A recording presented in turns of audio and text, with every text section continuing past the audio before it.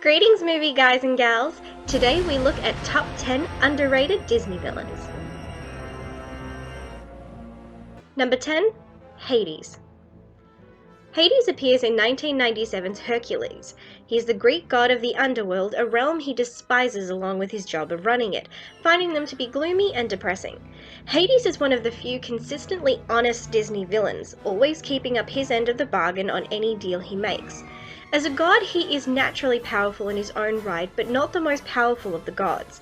What he lacks in strength, he makes up for with an uncontrollable hot temper, witty personality, meticulous planning, and impressive manipulation skills, which he uses on his allies and minions to achieve his ends. Hades' goal was to turn his nephew mortal and have him killed to prevent him from interfering with his plans to unleash the powerful Titans and take over Olympus. But this backfires and proves you should never send a minion to do a god's job. Memo to me, maim you after my meeting. Number 9, Morgana. Morgana appears in 2000's The Little Mermaid 2: Return to the Sea. She is the extremely underrated and less like sister of Ursula. Morgana doesn't have Ursula's level of magic, but what she lacks in magic she more than makes up for in deceitful, malevolent, and ruthless behavior. Like her sister, she wants to steal King Triton's trident and rule the seven seas, mostly to prove her superiority over her sister. Resentful much? And partly to get revenge for her death. Unlike Ursula, Morgana is far more cunning and manipulative and proactive, quickly and easily manipulating young Melody into retrieving the trident for her, proving her far more efficient at this than her sister. She also wastes no time in leaving the young girl to die while she goes off to test out her new power, officially being in control of the trident far longer than her sister was.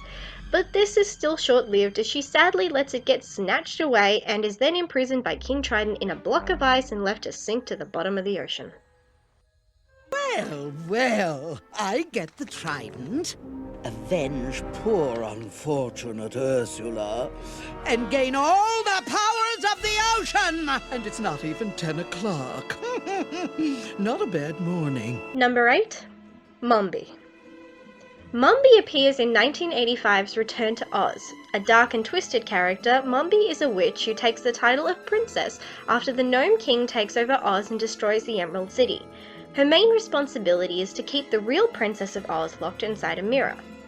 Mombi's biggest hobby is stealing the heads of young women to wear as her own, often interchanging them when the mood suits her.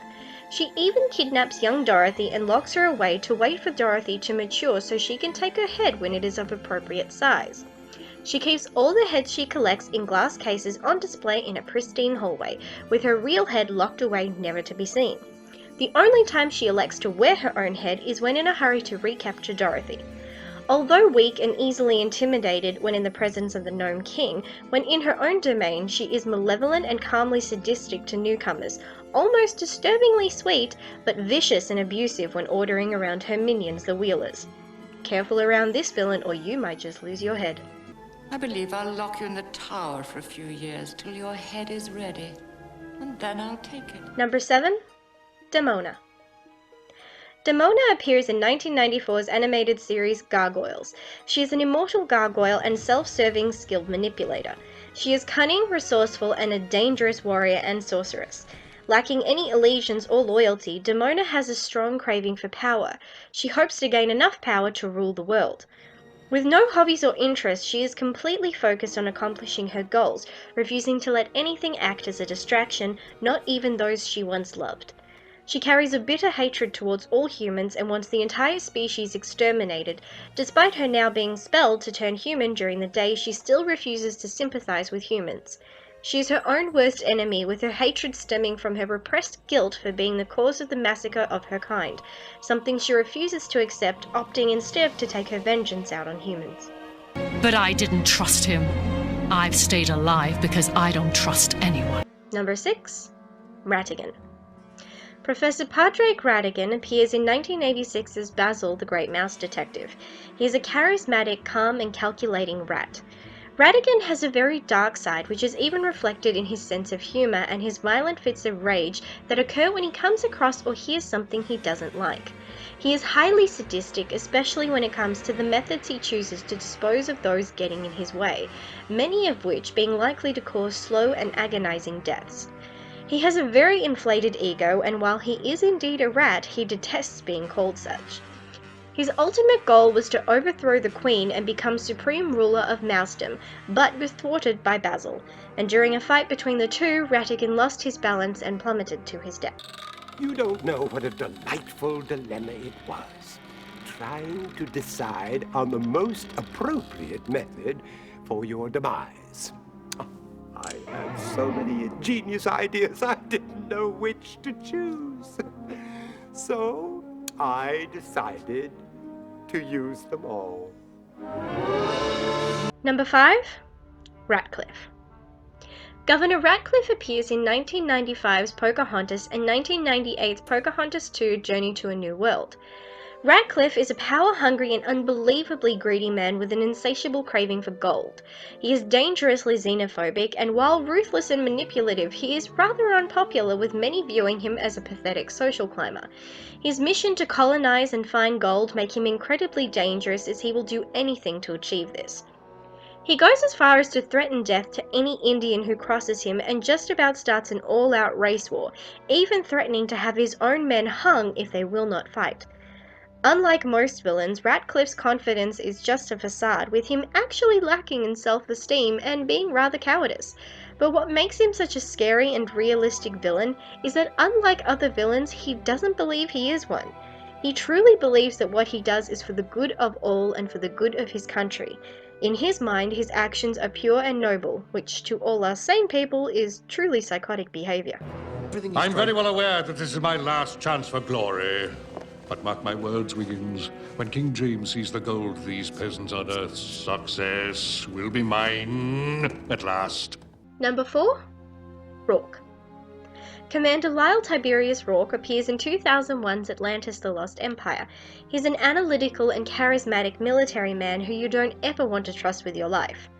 Rourke is one of the more deceptive villains to exist, projecting himself as a composed and reasonable authority figure, but in reality is a manipulative, scheming, cruel, and extremely violent man. He has no qualms against harming, threatening, or taking a life to get what he wants, as exhibited when he left an entire civilization to die so he could make a profit, or when he assaulted the king and left him to die of internal injuries, even attempting to murder his partner when he no longer saw her of use to him. Rourke is definitely one of the more realistic villains, possessing many scary human attributes, but ultimately meets his demise when he is cut with a shard of glass containing part of the heart of Atlantis. His body becomes crystallized and then hoisted into propellers that shatter him into a million pieces. Give me a minute. I know I'm forgetting something. I got the cargo, the crystal crew. Oh, yeah. Number 3.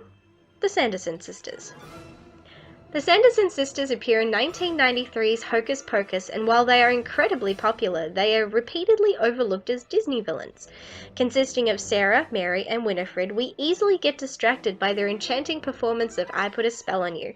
But we shouldn't forget the Sanderson sisters gained villain status by abducting young children and possibly eating them to boot in the 1600s, soon switching to sucking the life force from them in order to regain their youth. Arising from the dead 300 years after their execution, using magic they received from the devil himself, their greatest role model, to repeat the process of stealing the life force of children to ensure their survival. But these devilishly entertaining witches are ultimately thwarted by a couple of kids and a cat they cursed. As they don't make their curfew, they promptly turn to dust upon sunrise. Don't get all meta twist! We are just three kindly old spinster ladies! Spending a quiet evening at home! Sucking the lives out of little children! Number 2. The Coachman. The Coachman appears in 1940's Pinocchio. He is amongst the most sinister of Disney villains due to his pleasure in torturing children. This sadistic coachman enjoys whipping his minions, transforming young boys into donkeys, and selling them into slavery in order to make a profit. He justifies his actions by claiming that enslavement is payment for their bad behavior.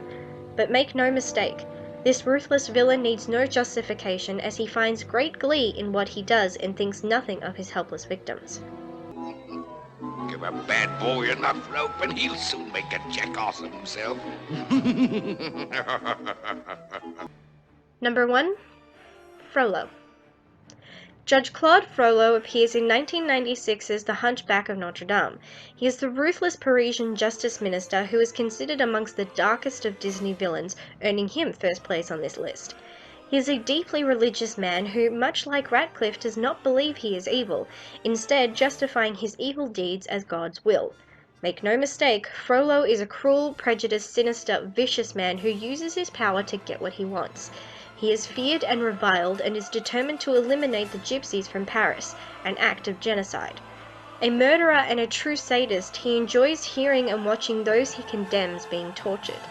Staying true to hypocrisy, he lusts after the beautiful Esmeralda to the point of driving him murderously insane, willing to kill those who will not turn her over. He eventually meets his end by falling into a lake of molten metal, causing a fiery explosion. What are you doing? I was just imagining a rope around that beautiful neck. What did you think of this top 10 list? Comment down below and let me know. Don't forget to like and subscribe. Until next time, bye.